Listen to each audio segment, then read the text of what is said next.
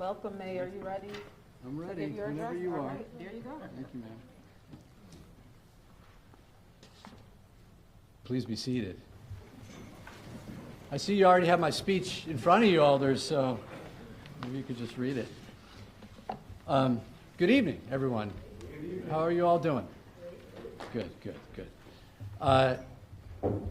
Madam President, it's good to see you, City Clerk Smart, members of the New Haven Board of Alders, and many, many distinguished guests.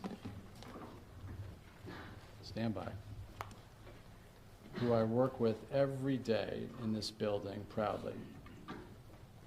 It's so good to be here, and it has been a stormy stretch for our city, our state, and our country. This past week, we've been weathering some of the coldest temperatures and biggest snowstorms our city has faced in years, as Mother Nature dumped a foot of snow across the Elm City. For the last year, we've been weathering one of the largest superstorms our nation has faced in decades, with the endless dumpster fire of chaos and cruelty that is the Trump administration. For the last several years, many working-class families in New Haven and across the nation have been weathering a multi-year storm of inflation and rising costs and not-so-rising paychecks, making it harder for folks to make ends meet, pay their bills, and get ahead. Whether you're walking outside in the snow, reading the national news, or looking at your expenses, for many, it's a stormy and difficult season right now. Storms are not easy, but one thing that is true, regardless of the storms we face in life, the best way to get through them is to get through them together. And that's why, despite these storms that are swirling around us now, I'm confident that the long-range forecast for our city is bright and that the state of our city is strong.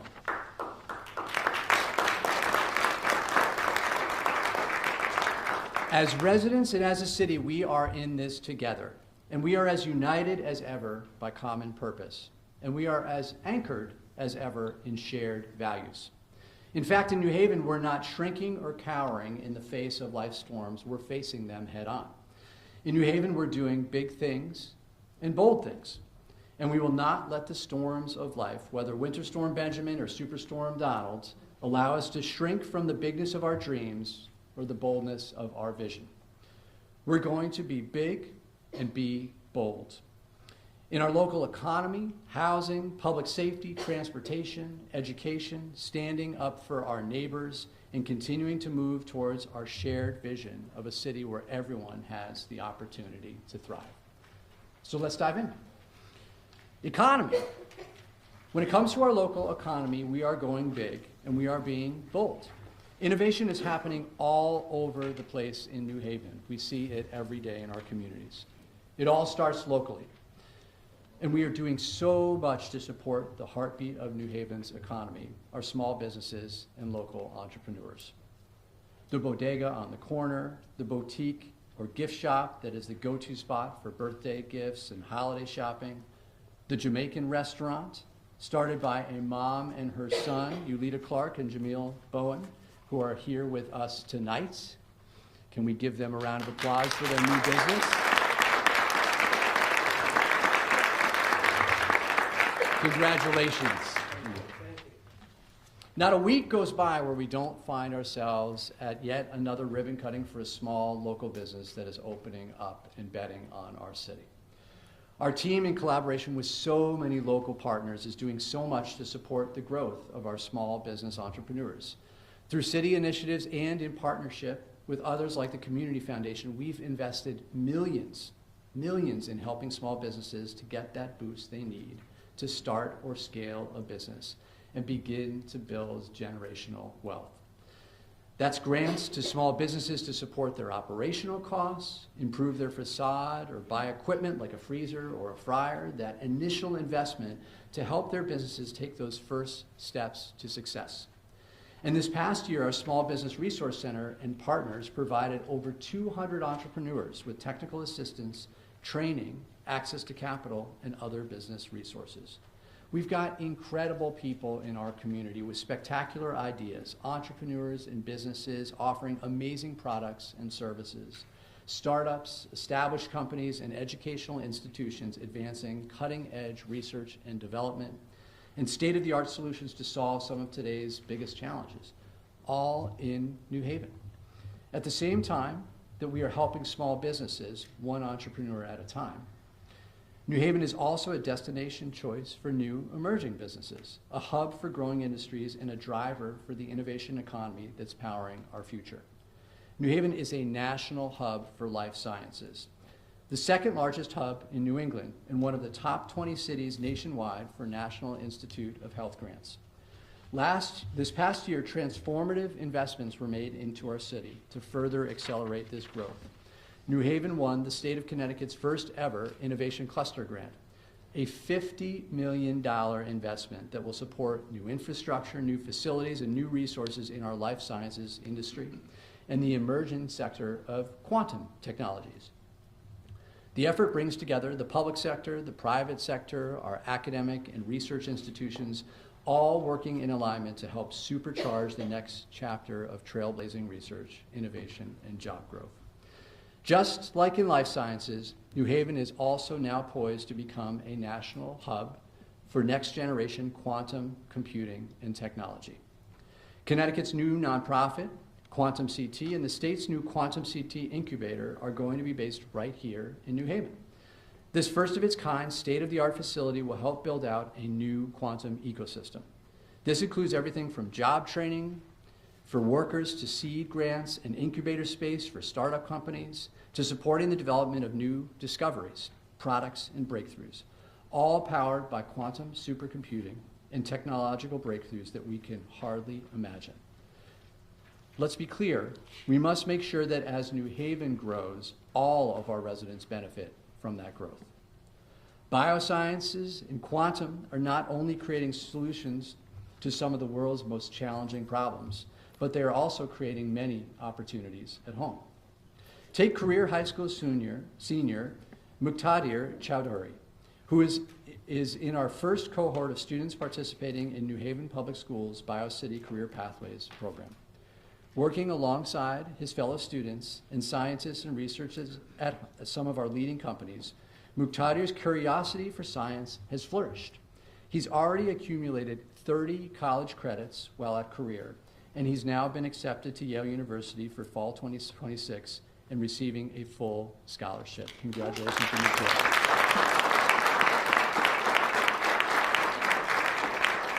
Or the fact that $7.8 million is coming into the city budget from taxes from 2 buildings that wouldn't exist without the bioscience boom. $7.8 million for 2 buildings, and we're hoping one more is on the way. 100 and 101 College Street. That kind of money is more than our youth budget and our elderly services department budgets combined. From jobs to city revenue to inspiring our young people to help imagine what they can become, biosciences and quantum are helping more and more residents thrive. On housing, part of serving our businesses, particularly our smaller businesses, is about ensuring there are enough customers. Both people who live in our city that are earning more money because we are creating more opportunities, and new people who are choosing to move here because of all New Haven has to offer. Spending power that lives locally is growing power for our small businesses. And when it comes to housing, we are going big and we are being bold. In my last State of the City address, I announced an ambitious goal of building 10,000 new units of housing over the next 10 years, with at least 30% of those units affordable. 1 year in, we are well on our way to achieving that goal. In 2025, we brought over 1,500 new housing units online, with nearly 19% of those affordable. Altogether, this represents nearly $125 million of investment in housing growth and development. And guess what? We're just getting started. We have another 5,800 units in the pipeline, with over 25% of those affordable. Further, thanks to our new Downtown for All zoning law that was championed by Alders Douglas, Hubbard, and Carmen Rodriguez, and former Alders Eli Sabin and Kiana Flores, and that I was proud to sign into law, we're now well positioned to help facilitate even more affordable and diverse housing options. This new law increases allowable density, permits taller buildings, and removes antiquated regulatory obstacles. Now in downtown New Haven, The sky's the limit, or rather, at least up to 12 stories. Still, that's a lot. Building on this success, we are about to embark on a journey with our community to redo our decades-old zoning laws to further encourage the development of affordable housing in a way that works for all in our community, ensures that our people aren't priced out of neighborhoods or pushed out from gentrification. We're also supporting residents in securing and affording their housing too. A resident, for example, can start off by finding an affordable unit on our below market rental registry webpage, which has over 5,000 units listed. Then a resident can get a helping hand with our security deposit or down payment assistance programs, which helped over 400 households this past year. Then a resident can save money on their energy bills with our energy efficient Elm City program, which helped over 300 households this past year. We are here to help. And we are getting better and better at ensuring that all of our residents can live in safe and healthy homes. The Livable Cities Initiative has dramatically increased accountability for our bad landlords in our community, ramping up housing code cases and ensuring property owners comply with our residential licensing program. In fact, LCI has brought residential license compliance from 35% in January of 2024 to over 70% today, and that number keeps on climbing. A big thanks goes to the hard work of the team at LCI and the support of our legislators and alders for giving us new tools to ensure that accountability. Similarly, the Fair Rent Commission has become a model in the state, ensuring residents have fair rents and aren't slammed with excessive one-year rent increases. The Fair Rent Commission has responded to over 400 complaints this last year alone. And thanks to New Haven's leadership, there's now a statewide Fair Rent Commission's network of over 40 municipalities working together and learning from each other to support residents across the state. Of course, we know some residents don't have a place to call home.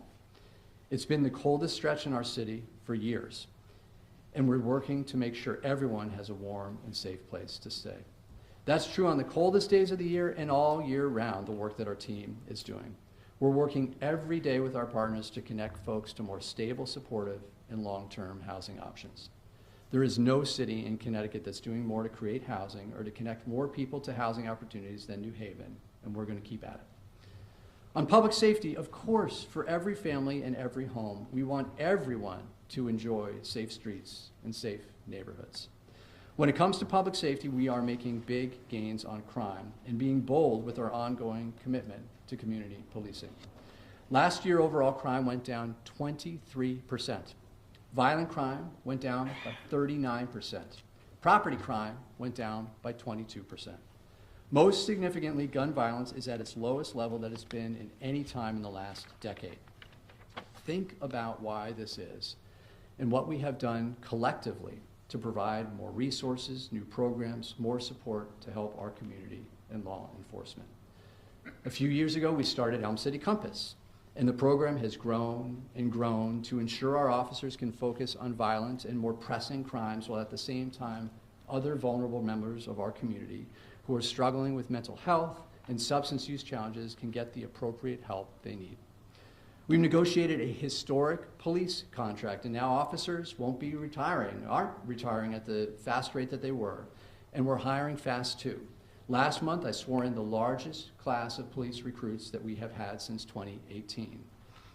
We've dramatically increased our use of technology, from installing hundreds of new cameras to the creation of a real-time crime center to purchasing new equipment that enables us to quickly analyze gun and DNA data. We were just talking about it earlier today, the chief and I. To adopting stop sticks and star chasers, to working with our legislators to change state laws, allowing us more tools to hold ATV and dirt bike riders and street racers and people using those mega speakers more accountable. And most importantly, we are investing in our young people, which I will speak about more later. Importantly, we are tackling the challenge of crime head on by thinking about it holistically, thinking about its roots, and then following through, focusing on the details and the big picture. The men and the women of the New Haven Police Department, alongside other city agencies and community partners, are getting the job done on behalf of our residents, and we thank them for their service.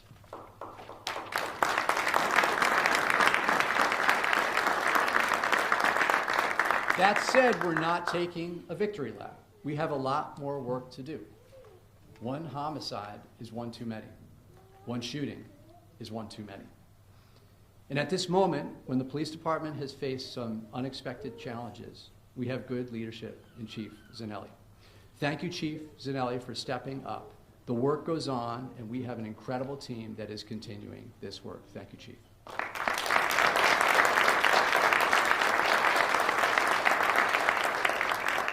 Safe Streets is about feeling safe on your street, and in your neighborhood it also means feeling safe when you're crossing the street, riding your bike or driving your car. And when it comes to transportation and road safety, we're being big and we're being bold. In New Haven, we believe in safe streets for all, and we believe in the goal of Vision Zero, where there are zero road-related severe injuries and fatalities. When I first took office in 2020, there were tragically 21 fatalities from motor vehicle crashes. Drivers, cyclists, and pedestrians whose lives were cut senselessly due to reckless driving. In 2025, the number of fatalities was about half that, which is still far too many, and much work remains.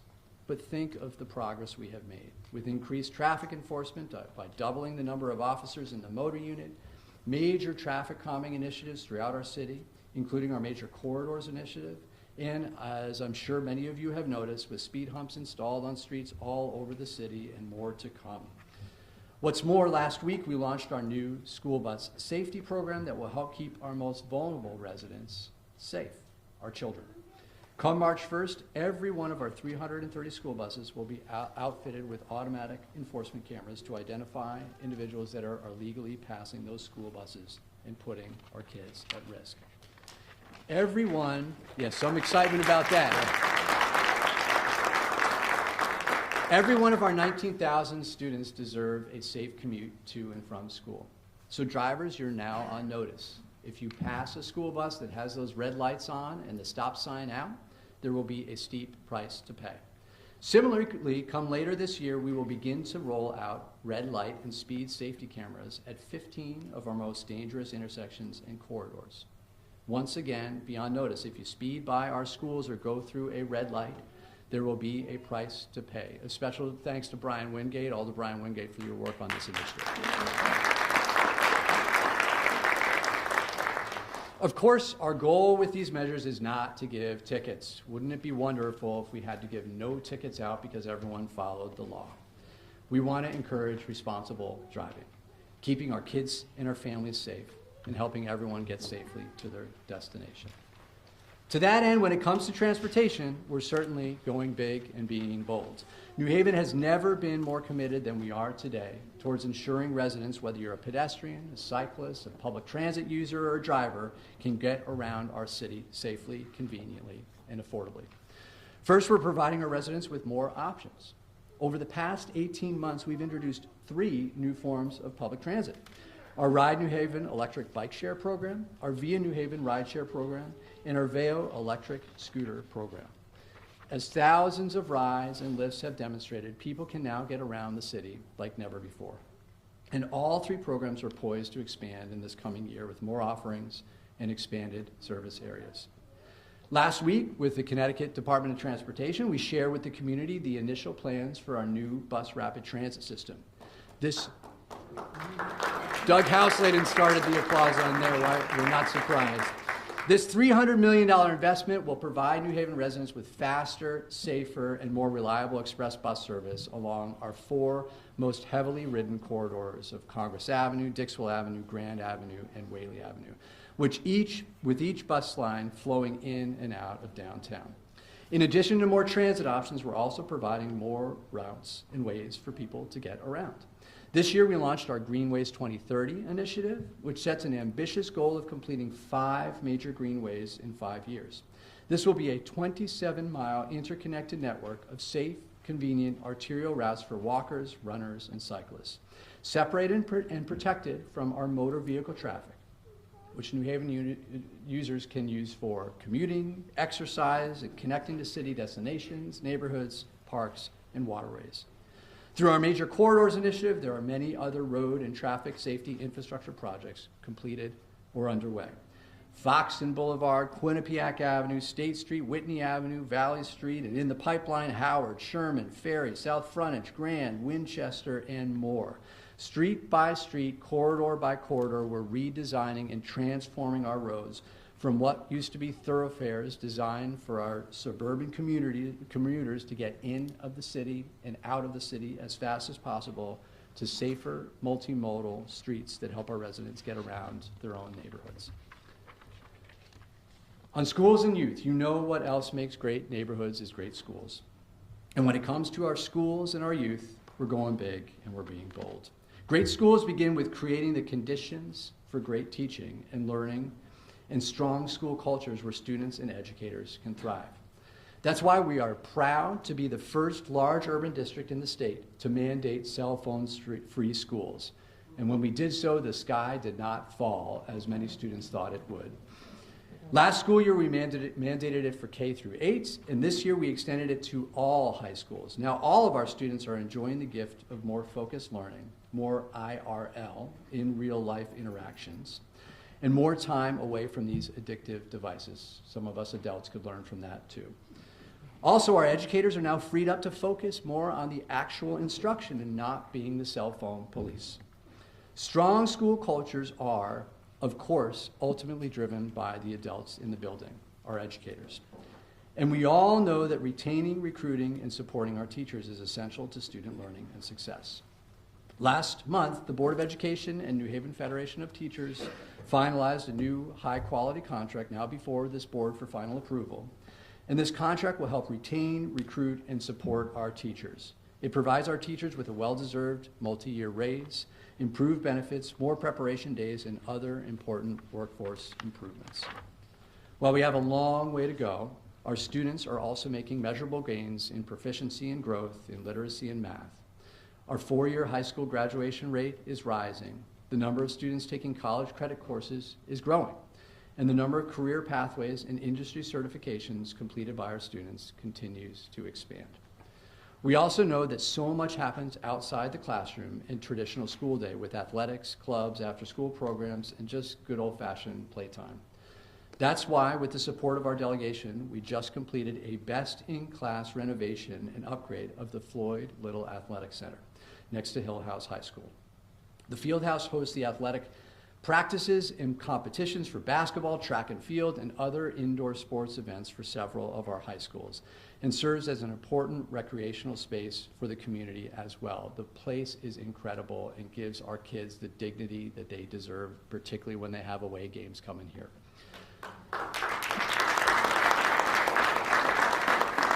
This coming year, we will be opening the doors at our new and completely renovated Youth and Community Center in the Hill. After over a decade of being dilapidated eyesore, the old Barbell Club is going to be reactivated as a vibrant center for free and low-cost activities and programs for children, youth, families, and the wider community. Isn't that right, Alders Rodriguez and Rodriguez? And by the way, this will be the 5th renovated Youth and Community Center we've completed so far, with 2 more on the way. And thanks to a nearly $7 million grant from the state, we are now poised to activate the long vacant and dilapidated New Haven Armory and chart its future, a vocational school for New Haven public school kids, along with new housing and other community uses.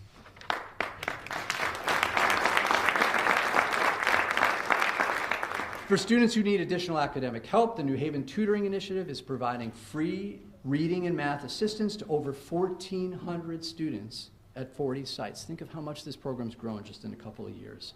Mentors meeting with students multiple times a week, helping them with core academics, and now after-school sports programming is being offered to participating middle schoolers. Thank you to the Board of Alders for continuing to support this critical program, and a special shout out to Alder Morrison for leading this charge. Thank you, Alder Morrison. And by the way, a message for our youth: there may be snow on the ground, but the Youth at Work application for summer jobs is now open. So if you are interested in a summer job, and get the word out, please, new skills and a nice paycheck, get your application in. There's so much work happening, good work happening in our schools and our community. However, there is so much more our children need and our teachers deserve. I see it every day as a father. As folks know, we are doing all of this with one hand tied behind our back. Here's the simple truth. Our students and our teachers in our schools will never get the full support they need until the state of Connecticut updates its education funding formula. While we in this room have significantly increased the city's annual contribution to New Haven Public Schools every year, we simply haven't seen a comparable increase from the state. That's because the state is using an outdated funding formula that hasn't changed since 2013. You know what else hasn't gone up in cost since 2013? Nothing. Students' needs have far outpaced current levels of state funding, and we need a new state education funding formula that's actually tied to inflation and provides additional financial support to our highest need learners. Last state legislative session, hundreds of us, students, parents, teachers, community members, went up to the state capitol to advocate for more funding. The next state legislative session begins this Wednesday, and I'm cautiously optimistic that if we advocate and put in the work, and particularly with the help of our hardworking state delegation, that this year we are going to see some significant change to how the state funds public education. And like school funding, there are other seemingly intractable issues and challenges that have plagued our city for decades. And here, once again, we are going big and we are being bold. The English Station Power Plant, United Illuminating, has shamefully left this abandoned site as a dilapidated and contaminated eyesore in our community for over 30 years. Not anymore. We're going to transform this 8.6-acre waterfront site into one of our city's premier public parks, with a public pool and athletic courts and fields, and make it a recreational destination for the surrounding neighborhoods and our entire city. It will also serve as a catalyst for new investment and new housing in the surrounding area, and together we will chart a new future for the Mill River District. The Long Wharf waterfront. Yes, we love our food trucks, but Long Wharf has also been an unsightly and underutilized waterfront space for decades. Not anymore. Construction is underway that will transform this 18-acre site into a waterfront gem that our families can enjoy with a promenade, playground, athletic courts, splash pads, or an urban beach, and yes, a new and improved food truck paradise and seating area. Union Square, across the street from Union Station, after years of being a neglected property and then being a raised property that laid fallow, not anymore. Thanks to our partners at Elm City Communities, this 11-acre site is going to be transformed into up to 2,500 new housing units, all powered by geothermal heating and cooling system that reduces residents' environmental impact and their utility bills. Steps away from the train station, this is the most significant transit-oriented development in the state. And by the way, there's another 460-unit development slated to be built right up the street. As we work to accomplish these big things together, we are doing so while our federal government is cutting funding, slashing programs, attacking the values that we hold dear, and harming members of our community. When it comes to standing up for our residents, our city, and our values, we will always be bold, and we will never back down.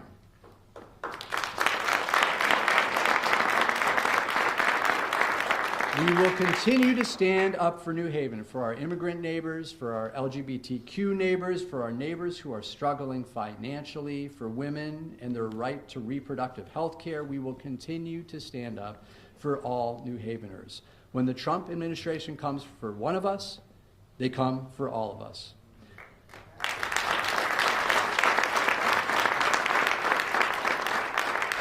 I spoke in my inauguration address a lot about national politics and how Donald Trump and the national mess he is making is impacting our community. And to be clear at this moment, we are defending our city from those attacks on our values and our people. But let's also be clear of what we won't let Donald Trump do. In our personal lives, we must not let Donald Trump take away our optimism, our sense of justice, our recognition of injustice, our joy for each other and our community. And as a city, we will not let the Trump administration distract us from our continued work of improving our city every day, tackling these big problems every day, and striving to accomplish great things together. You see, in order to accomplish great things, we need to have optimism and think big, think bold. Set big goals, a thriving and inclusive local economy, 10,000 new housing units, Vision Zero, revitalized public spaces and parks, a balanced city budget that we can proudly pass on to our kids, education funding that funds the whole child, a New Haven where everyone has the opportunity to thrive. But in addition to thinking big, and this is something that I think is often lost by some folks that sit on the sidelines, you also need something else that is equally, if not more important than thinking big. You need to do the work. And doing the work, particularly with problems that have vexed our community for decades and decades, is not easy. It takes persistence, time, and again, going after a problem, and when you hit a roadblock, coming at it from a different angle. It takes creativity. If people say you can't do it this way, then let's find another way to tackle the problem. It takes collaboration. We've got to work with each other, even if we don't always see eye to eye. It takes making mistakes and learning from them. It takes understanding that what's politically easy isn't always the right way to confront a problem. In this building and across our city, we are working together. We are thinking big, and more importantly, we are doing the work. Think about what we have tackled and what we are tackling together. English Station, the Armory, Union Square, 240 Winthrop, Madam President, community centers across the city, the New Haven Green, the lowest level of gun violence in a decade, over $60 million more from Pilot and Yale, with hopefully some more on the way. Tweed New Haven Airport, Union Station, bus rapid transit, thousands upon thousands of more housing units and affordable units, accountability for absentee landlords, ensuring that those that are experiencing homelessness have support. The list goes on and on. These are tough and big challenges. And while there are storms swirling around us, whether Snowstorm Benjamin or Superstorm Donald, we have got this, New Haven. And we will continue together to confront, navigate, and solve these big challenges. We have much more work to do ahead, but I know we're ready to recommit, roll up our sleeves, and head into 2026 with energy, enthusiasm, and a commitment to ensure that everyone in our city has an opportunity to thrive. Thank you.